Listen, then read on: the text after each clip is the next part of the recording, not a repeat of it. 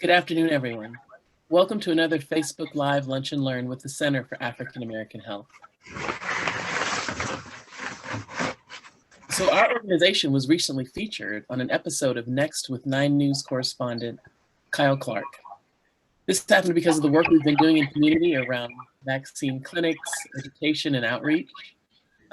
Extremely proud of the fact that Immunize Colorado recommended us. During the broadcast, Kyle Clark asked viewers to support our work, and we were met with an amazing outreach of support. So we want to thank you all for contributing to our mission to advance health equity in the community, especially during a time when it's needed most. Also this weekend, tomorrow in fact, we're hosting a COVID-19 vaccine clinic Saturday at 8 a.m. And we have also increased our COVID-19 testing schedule. So now you can stop by the center on any Friday morning for a free COVID-19 test. So as we wait for a few more people to join, I'll introduce myself and tell you a little bit more about the Center for African American Health. My name is Deidre Johnson, and I am the CEO and Executive Director for the center. We have been in the Denver community for over 23 years, working to support the health and wellness of our community members. So as we move through today's session, please feel free to type your questions in the comment area, and we'll address them if time permits. You know, historically, the correlation between African Americans and agriculture in this country has been marked by the institution of slavery and the exploitative labor systems that continued in the years that followed. As time progressed, people of color gained the right to own land. It was a hard-fought right, and farming became a way to promote community health and healing. Today, we'll discuss the history and current state of agriculture in Colorado, as well as the institutional policies and practices that continue to plague landowners. I'm really pleased today to be joined by Donnie Betts, producer and founding member of 2 theater companies in Colorado, Erica Crutcher Nealy, an aquatic engineer and Bennett, Colorado farmer, and our own Senator James Coleman. Welcome, everyone. Thank you so much. Thank you for having us. Glad to be here. Thank you. So Donnie, your theater performance and production credits are extensive. Please tell our viewers a little bit more about your background. Well, first, Deidre, let me thank you and the Center for African American Health for having me here as part of this Facebook Live. It's so important that we continue to talk about the health of our community. In particular, we're talking about the Black community, especially in this time of COVID. And just in general, you know, we talk about the disparities that exist in our community. So this is very important that you continue to have these discussions. And I'm really honored to be here because we can talk about a little about the arts, you know, and how it connects to farming. So as you mentioned, I'm a part of was originally the co-founders of the Denver Black Arts Company and City Stage Ensemble, or the 2 theater companies that you mentioned. But also have been, when it comes to theater, a Broadway performer. I had a chance to perform at a program called The Gospel at Colonus with Morgan Freeman, Robert L. Jones, James L. Jones' father, and so on and so forth.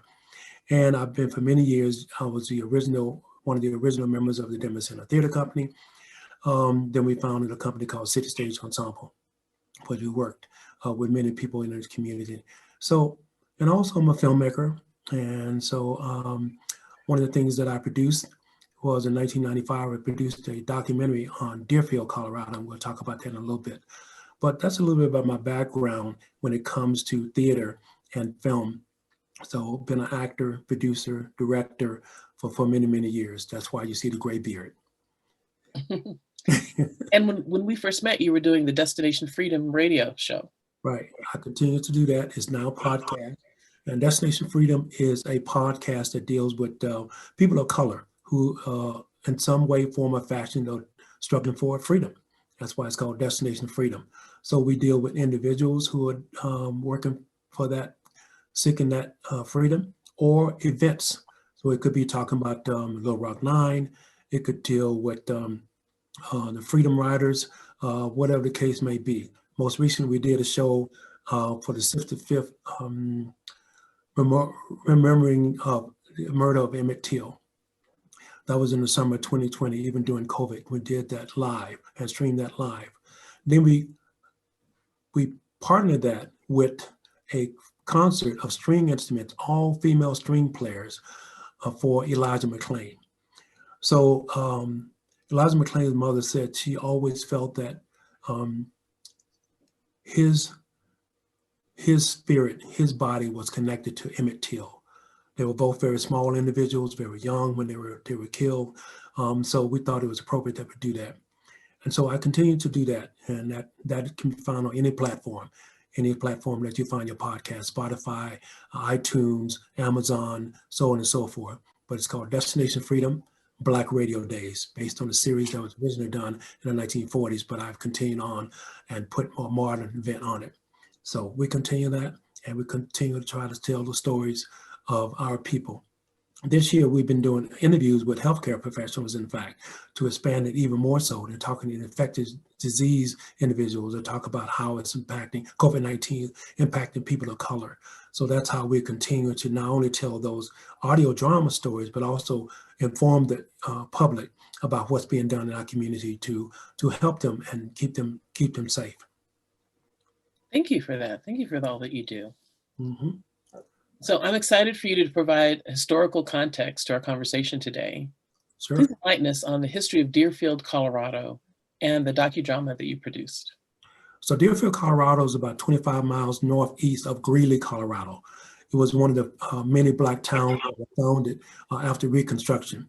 As you know, and during 1865, after the Civil War, we men Black people were landless people now, people that were turned out from plantations, the enslaved Africans, were now landless people. So people sought land.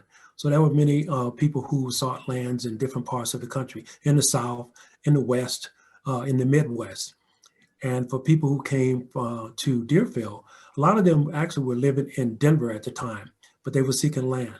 The founder of Deerfield, O.T. Jackson, for Oliver Toussaint, for Toussaint Louverture, the liberator of Haiti, came from Boulder. He actually was a chef at Chautauqua and also was a little bit of a bootlegger too. So, he was an entrepreneur. He worked in newspaper. He and his brother came from Cleveland originally, and they had a newspaper there. So he had a way of spreading the word. So one of the things he did is he spread the word about Deerfield. People come to Deerfield and put down your plow and come and farm the land. So it was a farming community.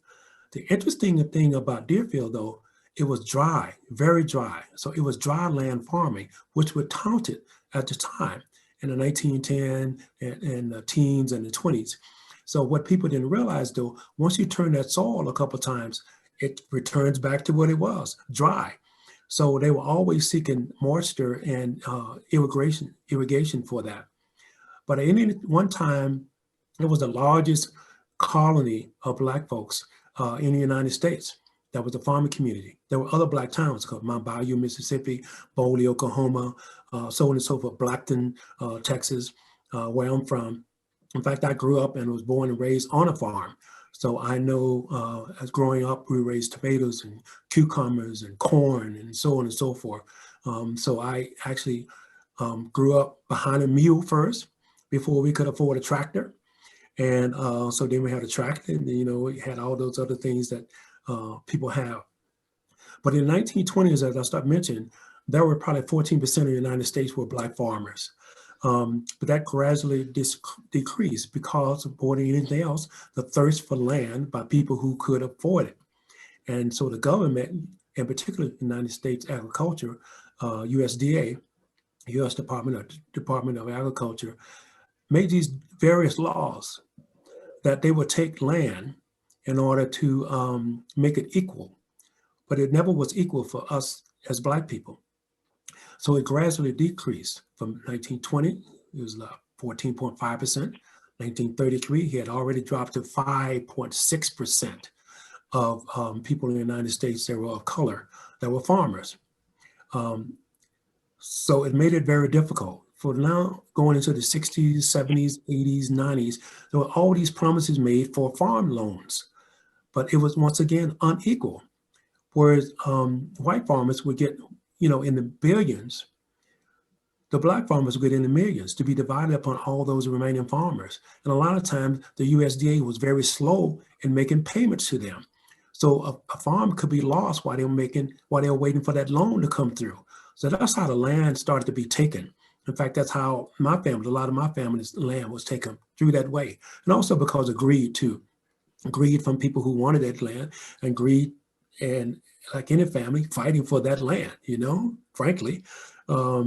So since we never got that 40 acres and a mule, or 40 acres and 2 mules, it was very difficult for people to make a living as a farmer. So it gradually decreased over time. So the 20s, 30s, 40s, it just started to go down. And more than anything else, now most recently in the 2009, 2008, there were also promises made by the USDA to rectify this. So this only because after lawsuits, that this was started to take place. But once again, you may win the lawsuit, but it doesn't mean that you're going to see any money. You're not going to see that loan.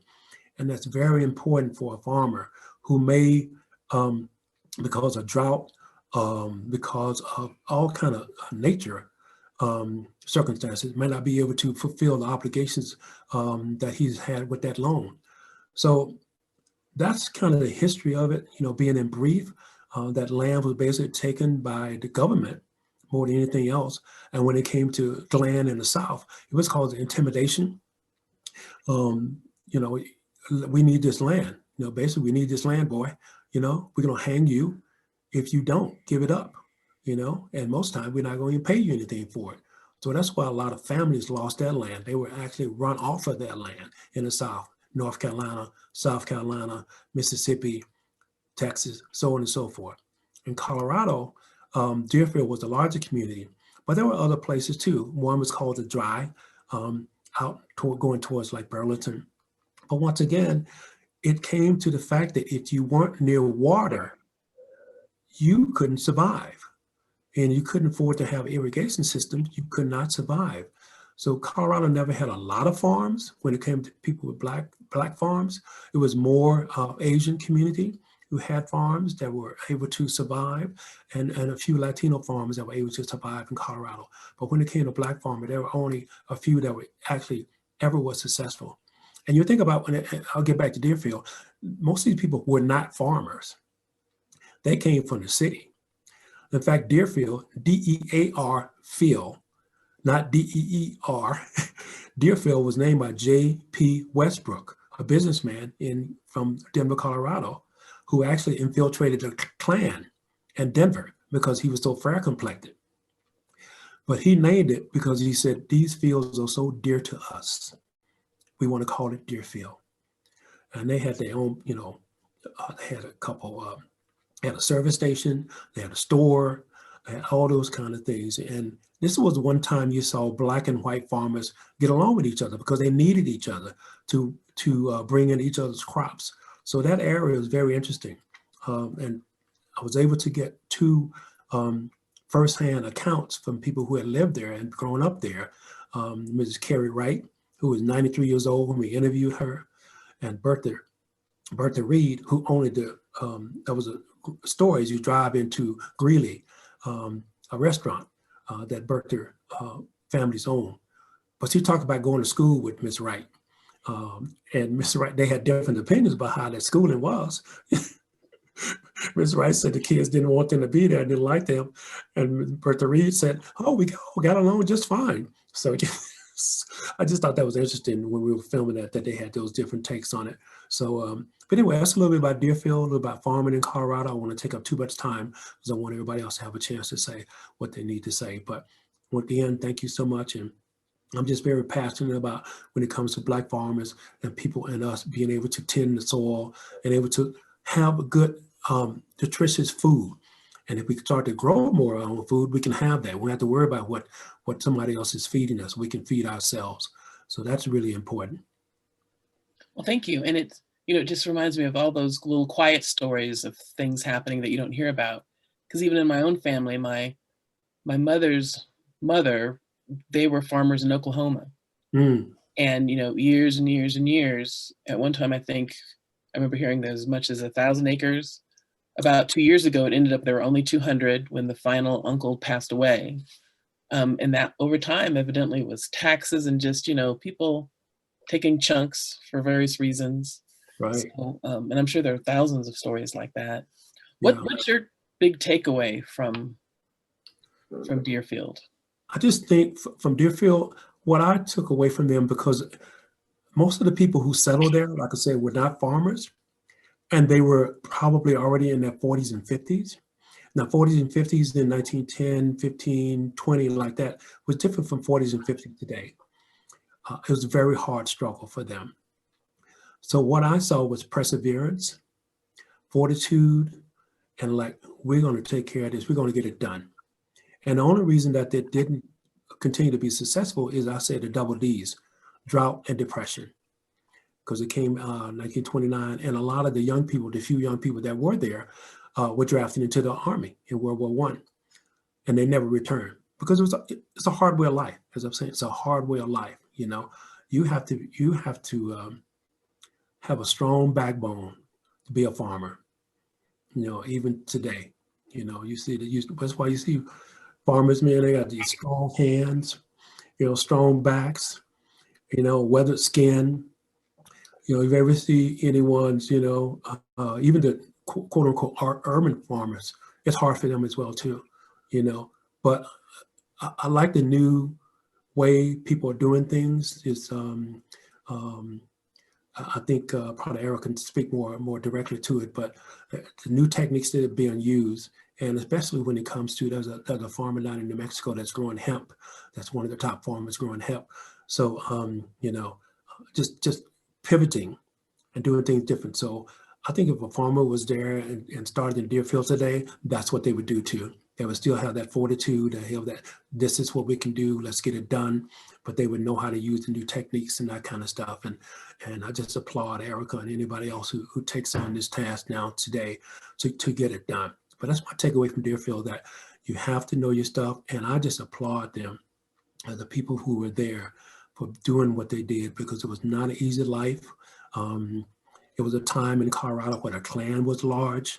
I don't think they had any real issues with the Klan, but it was really there, always present. You know, you think about it. How many people here have been to Wiggins, Roggins, Deerfield, you know, the name of those towns, you know? So this is the area we're talking about. We're talking Weld County.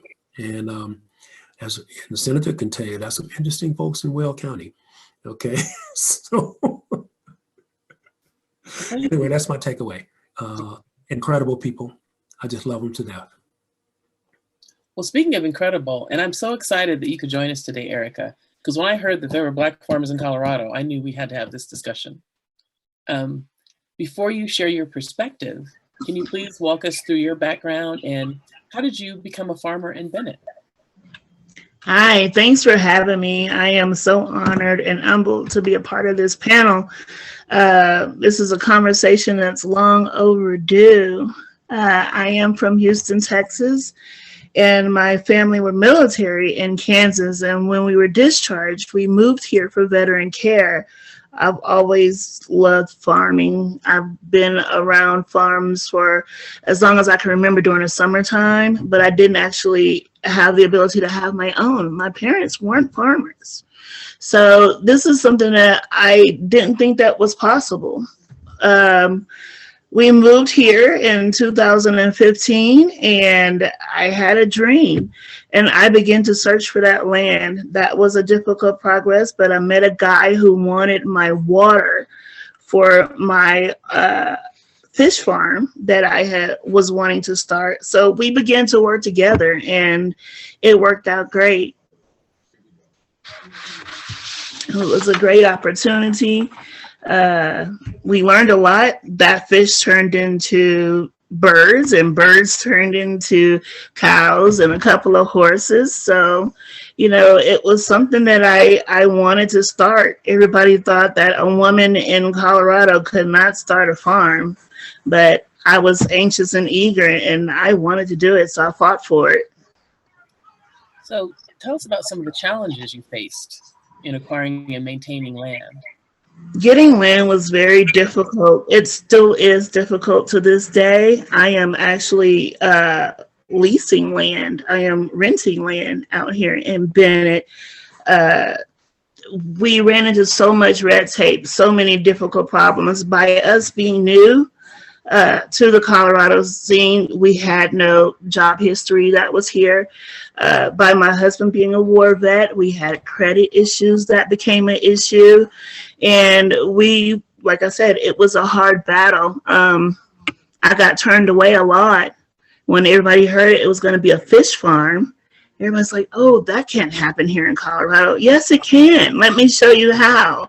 So, like I said, I'm very fortunate to have found my business partner that I did. He had land that was available, and I had the knowledge and the fish and everything to pull it off. So we worked great together.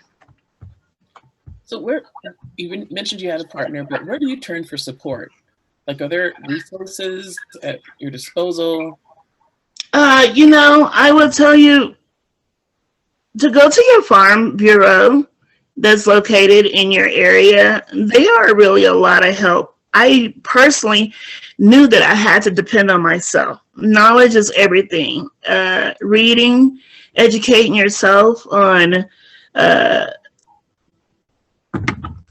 land or on the actual business itself. I can say grow into whatever you want to do and push for it. I turned to my farm bureau because I needed information on insurances, making sure that my fish were safe for consumption, human consumption. So we turned to them a lot for that information, but a lot of it is self-knowledge, self-education. Grab any classes, certifications that you can possibly grab. There are plenty of grants that are available for that, I know, and that can help you along your way.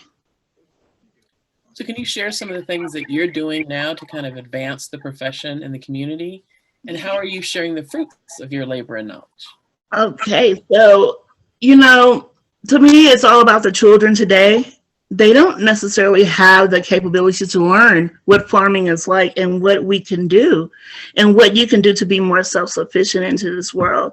So with that being said, I'm trying to start an organization that provides Black farming groups the opportunity to learn and get education on farms. If we can all get together, different farms that are here, and we could provide possibly 25 kids per day the opportunity to come and experience and learn what you have.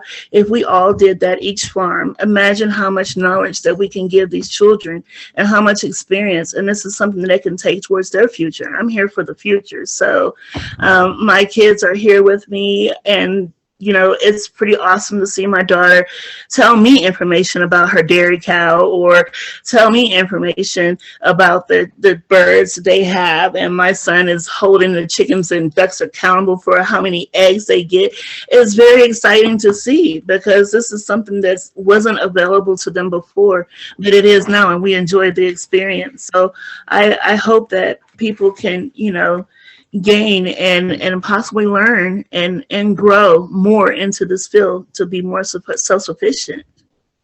So what advice would you have for someone who might be watching who's interested in owning their own farm? Location. Choose the right location. Learn your water. Learn your soil. Like I said, contact your Farmers Bureau. It's a lot of knowledge that they can help you with, and it's free. So take advantage of that. But location. That's awesome. Location. Mm-hmm. Yes, ma'am. It's exciting.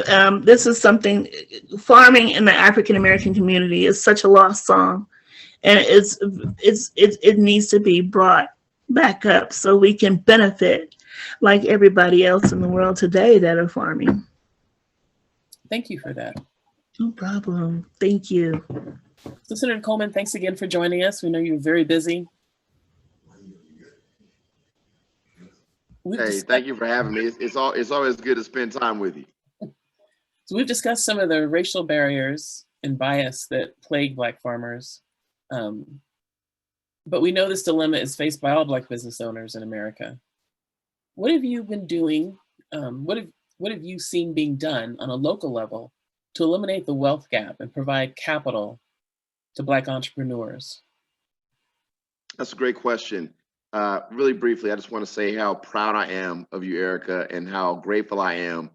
I got connected with Erica. She reached out via Facebook. It's sometimes hard to connect with all the folks in the state or even in your own district, but this was God ordained, and I'm so glad that we connected and continue to have a conversation. Deidre, again, thank you for this platform, and Donnie, thank you for the history.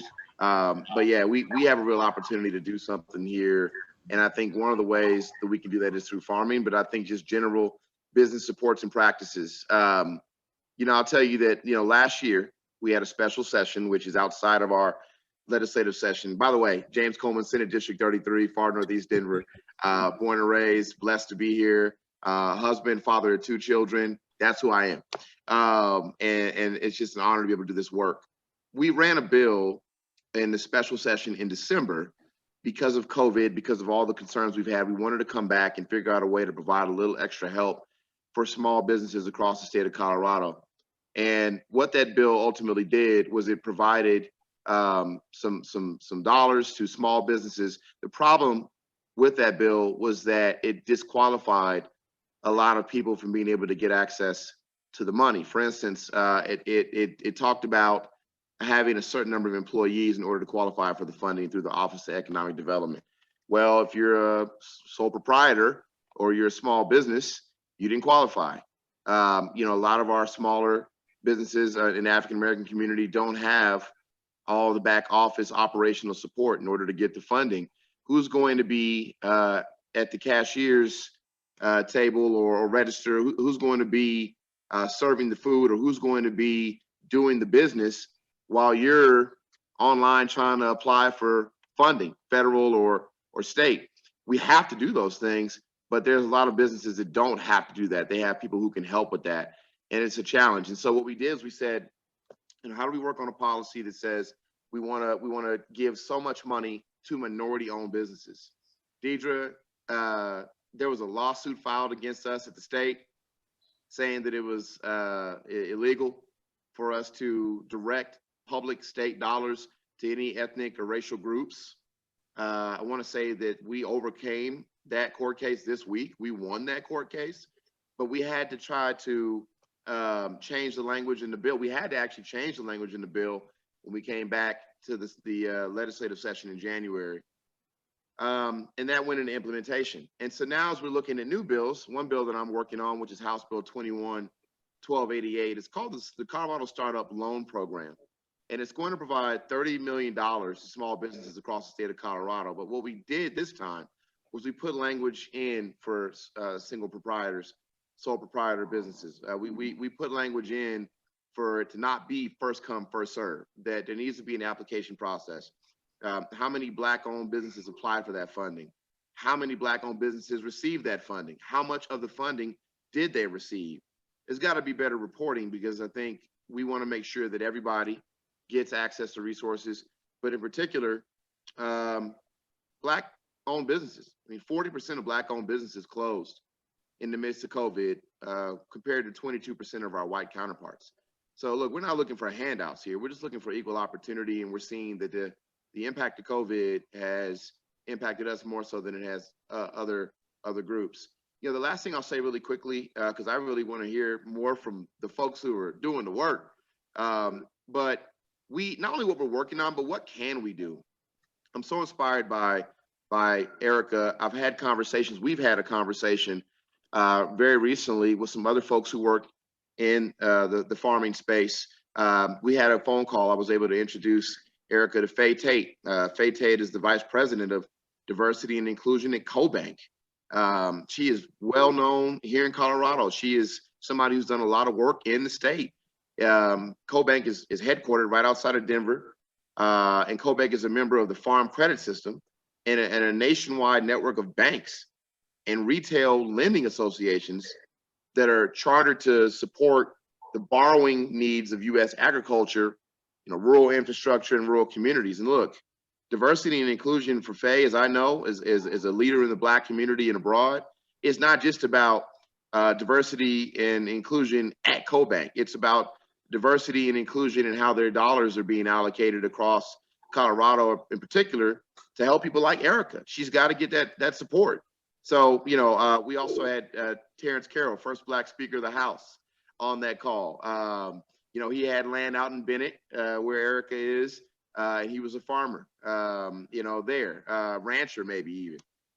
You know, Khadijah Haynes was on the call as well. Khadijah and Donna Garnett, they do urban farming right here in my district, in Montbello. And, you know, ITEF Vita, DJ Cavum, another brother, urban gardening and teaching our youth, as Erica said, about what it is that she does.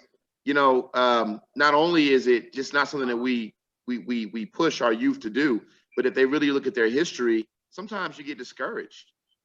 I mean, when you look at, we were kind of we were forced into a position in slavery.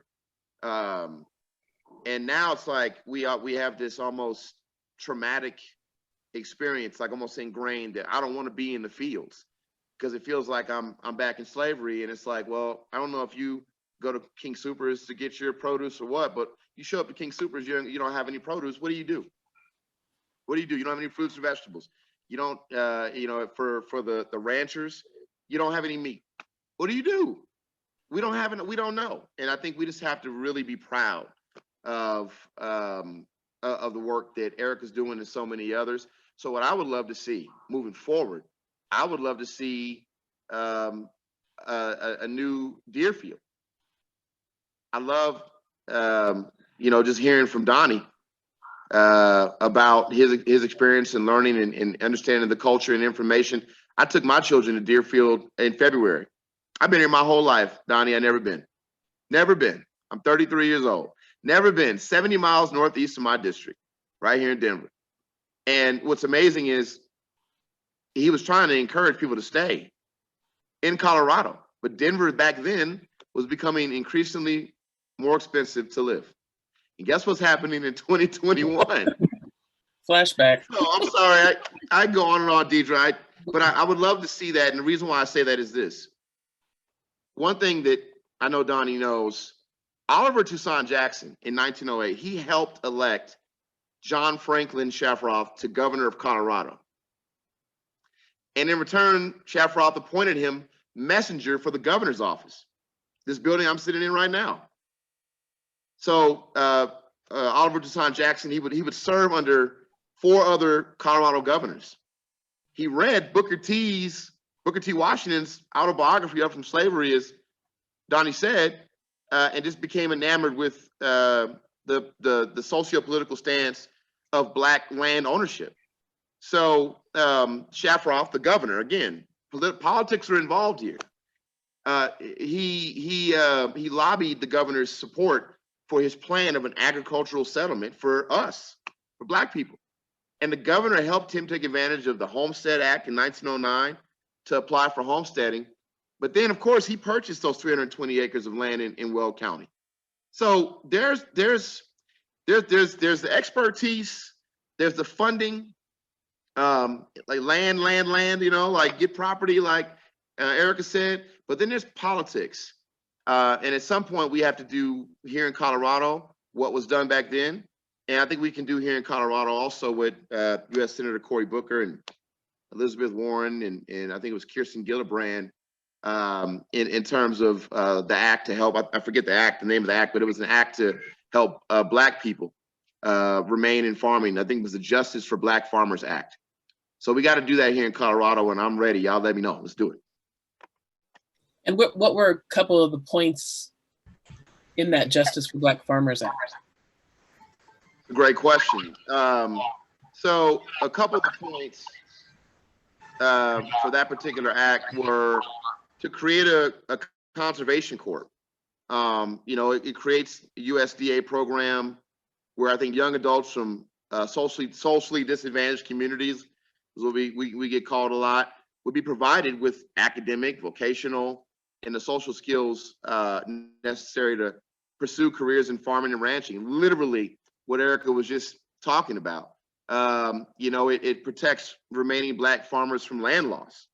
The act, you know, increases I think it was the funding authorization for the USDA relending programs created in the 2018 Farm Bill to resolve farmland ownership and succession or heirs property issues.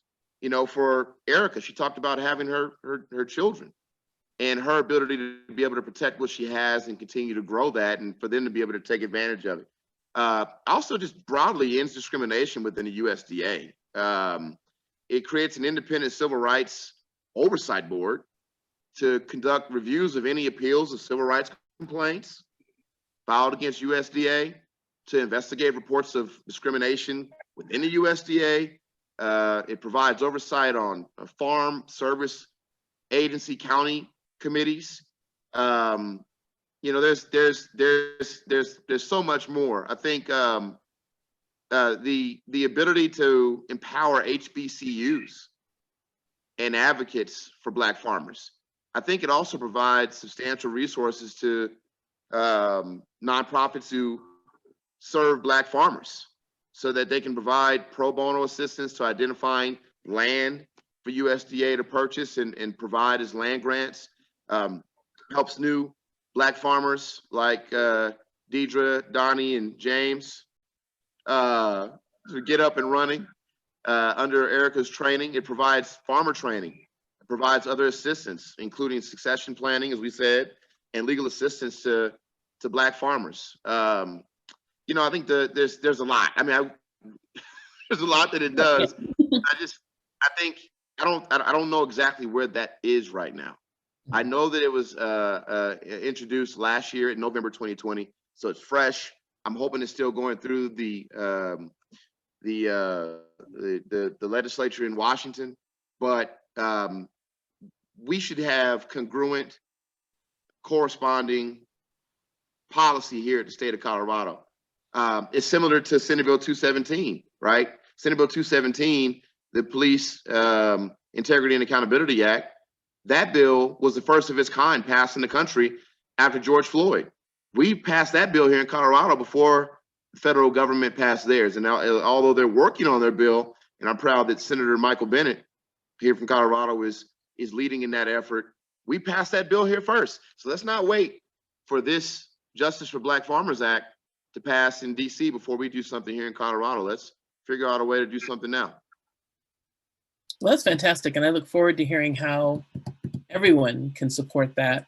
You know, it's interesting because no matter what space you're in, it's more resources and removing barriers. So anything we can do to support that. And the nice thing about policies, yet they may be passed, but making sure they're actually implemented. So we had a couple questions that came in. So for Erica and Donnie, what are some considerations for Black people who are thinking of starting a career being a local or commercial farmer?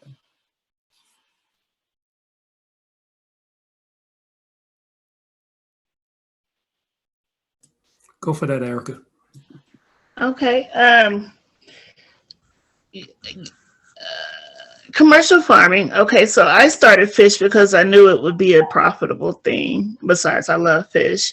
Anything else? I have people that are doing mushrooms, that are doing beef cattle here in Colorado. Animal farming is very valuable. J&B out there in Greeley handles a lot of beef. So I would say that beef farming is the most commercial thing here. Donnie, do you agree? Well, I do agree, but I also look at the way people looking at the environment. Mm-hmm. The fact that beef cattle, you know, only just, I'm talking about cattle that are feedlots, not free range, chicken or beef and things like that too. So they might look at that if they're going to do something on the beef side or even on the chicken side. For as harvesting crops, there's always a need to work on the new industries, and that is, Eric mentioned mushrooms, hemp, those type of things. Or you want to look at something like cannabis, you want to reach out to somebody like Wanda James, who will tell you how to do anything. Cannabis, you know, so but that is a huge market too. But the reason why I keep bringing up, you know, what else too, because Colorado has so many microbreweries. Barley is a huge crop that could be capitalized on too. have a friend that raises barley, not black, but she's very making a lot of money raising barley for microbreweries. So those are kind of things you want to look at too. Maybe something that's not traditionally you would normally look at. What else can I do to get my foot in the door? You know, so this is something you look at the other industries that feed into that industry. As Erica said, she loves fish, so that she knew that was going to be profitable because I love fish too. So you know, so you look at what's going to work for you, but look at things like that that might not be the quote unquote norm. It may be something else that you can do that's going to feed into another industry that's going to be profitable for you, and has. You want to look at something that you farm that has multiple uses too. And that's why I bring up cannabis and hemp and things like that too, because those are multiple uses, cash crops that you can, and you look at too. Now, barley also takes a lot of water. So you have to look at it too. Erica mentioned the fact that it's location, location, location. Make sure that you have access to irrigation or access to water. And water being in Colorado is very valuable. So that's what the thing about Deerfield, and Senator Coleman brought that up about when OT went to work and was appointed by the governor. He had a choice of 5 locations. One of the reasons he chose the location of Deerfield, rumor had it that that would be a highway built from Colorado to San Francisco. So he also would have a place that he could take his crops, you know, in a quicker way. And it ended up that didn't happen. So he had to now take his crops to a little bit farther to get to the railroad. So that, you know, all those factors add into when you're looking at starting something. So look at transportation, look at water sources, look at ultimate things that you can look at more than one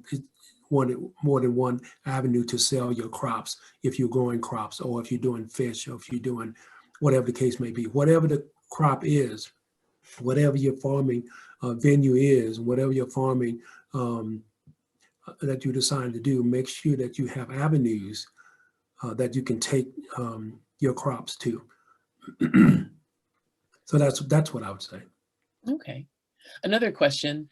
Any tips on how individuals and neighborhoods can practice food sovereignty, where we grow our own foods and control the food systems we need across our community? I think the senator should take that, because he's got, like I said, he's got 2 people out there in his district that'll take care of business. You know? Yeah. Well, I appreciate that. Well, one, I see Cassandra Kraft is posted on Facebook. Shout out to Black Child Development Institute, working with National Farm to School Network. She said she would love to work directly with Black farmers for programming if there are options. I think that's one thing we can do is, you know, partner with pre-existing organizations that are doing the good work. And one of those organizations is the Montbello Urban Farm. You know, that is actually right near United Church in Montbello, right near Montbello campus. And they practice having students come out, learn about, you know, agriculture, farming. I think that's one thing that we can do. I think also too, programs like ITEFITA, DJ Cavum, I mentioned, he is somebody that nationally is pushing for urban farms, urban gardening, so that our young people can connect. And he actually does it through hip hop. You know, we love music. So, you know, if you make a connection with music and farming, that's a powerful thing. And I think he's showing a lot of the young people that it is cool to not only farm, but also to eat healthy. You know, that's something that we have to get back to as well. And we start talking about food deserts. You know, when you start talking about all the same fast food restaurants in every major intersection, but you can't get a Sprouts, you can't get a Whole Foods, or, you know, natural grocers. You have very limited options. In my district, sometimes there are limited options, especially in far Northeast. If you had community urban gardens, farmers markets, right, where we can actually sell our own stuff, where Erica can say, hey, look, this is what I do. I'm going to come to the farmers market every Wednesday in Green Valley at the rec center, and I want to get some support for a Black-owned business. We can do a lot more in that vein as well. We have another question. One thing I'll share, I was at a national meeting last year and actually ran into a professor from University of Chicago who was saying she no longer uses food deserts because the desert makes it seem as if it just naturally happened that way. But she recommended using food apartheid because it is planned. These things just were planned to be the way that they are. Another great question, for those working in food justice and food access within Colorado, how do we partner to address these issues because they're so similar? Well, I think Senator Coleman just brought up a very good point. You know, we need to collaborate and support those people who are already doing the work. And so once they're supported and sprout their wings farther out and their tentacles more farther out, then we can bring more people in, especially younger people and people like myself. You know, you got a little space in your backyard or whatever, and you go out there and dig it up and start working on it. Work that, so then show your kids, in my case, grandkids, you know, how they can do that, how they can grow things. So you do that, but you partner with these organizations. He brought up a very good example with ETAP and also Montbello Gardens. You just go and visit those, take your kids there and see what happens. You know, this is what happens. This is how this grows. This is what it tastes like before it gets to the King Supers or whatever. You know, this is where it really should taste. You know, so not that they've done anything to it, but you know, it comes freshly out of the soil. A tomato, a potato, ear of corn, or whatever. There's nothing like it. Especially tomato. Yes, something fresh like that, you know? So that's why, you know, when you say, oh, this corn is really sweet, that's because nothing else has been in between. Nobody else has handled that but you. So that's one thing you can do, I think, just on a small scale. And I'm sure some concentrate. Erica, I wanted to tee you up. So real quick, to be thinking about how we can support your work. But here's the thing. If any of y'all needed surgery, and I showed up the day of surgery and I had the gown on, I got the gloves, you know, y'all would be like, hey man, I know you're not a doctor. You're a politician. You're a public servant. You are not operating on my body.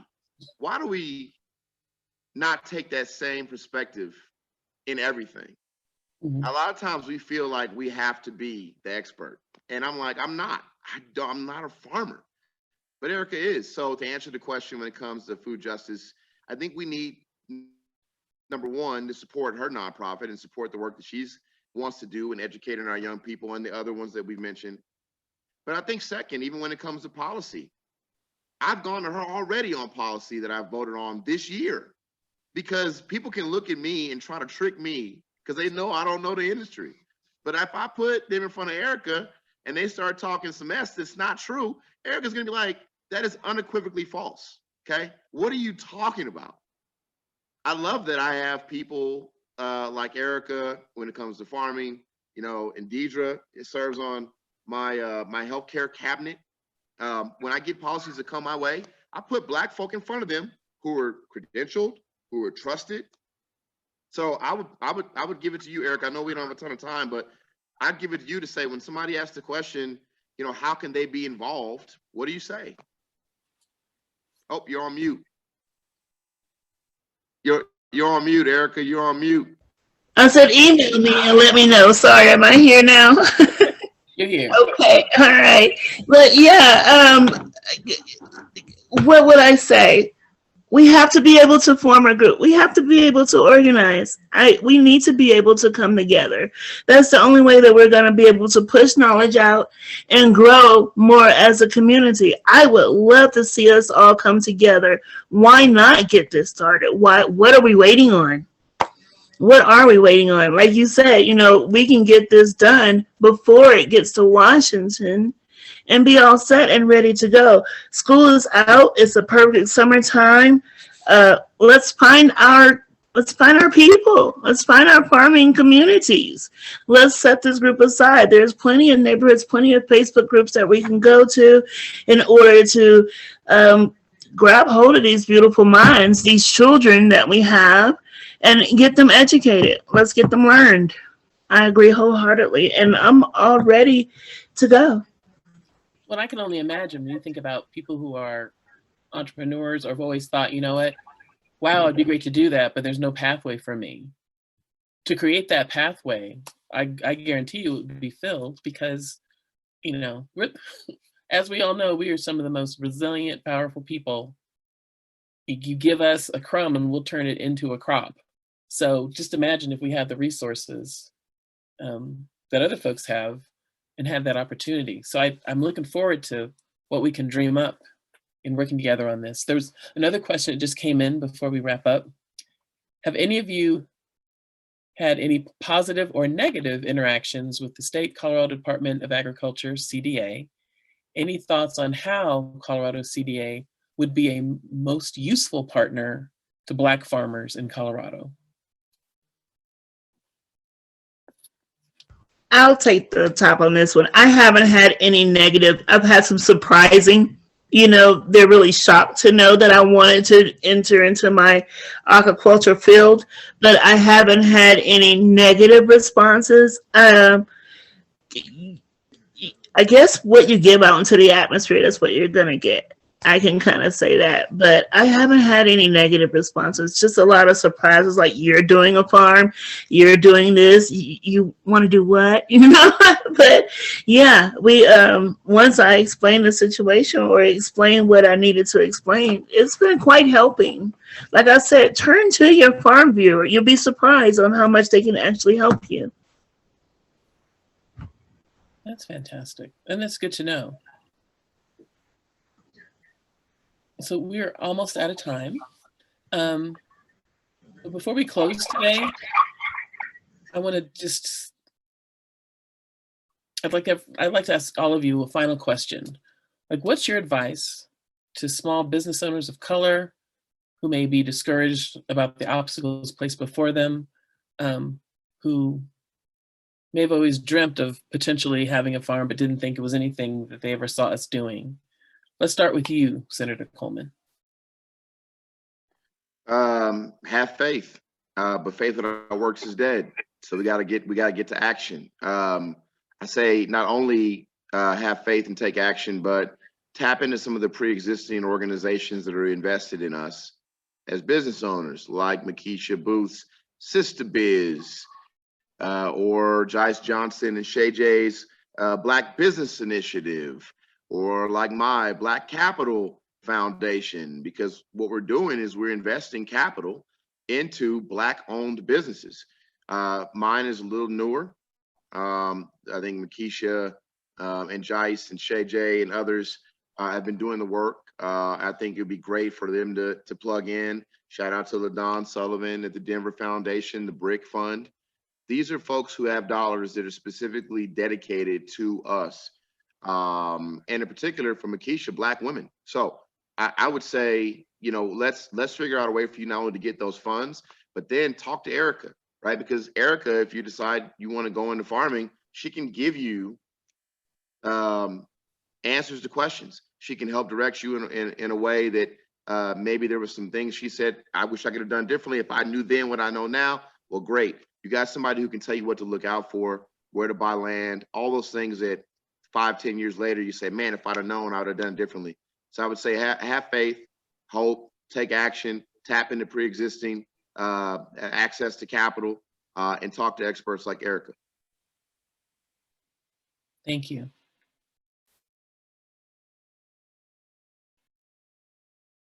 Erica and Donnie?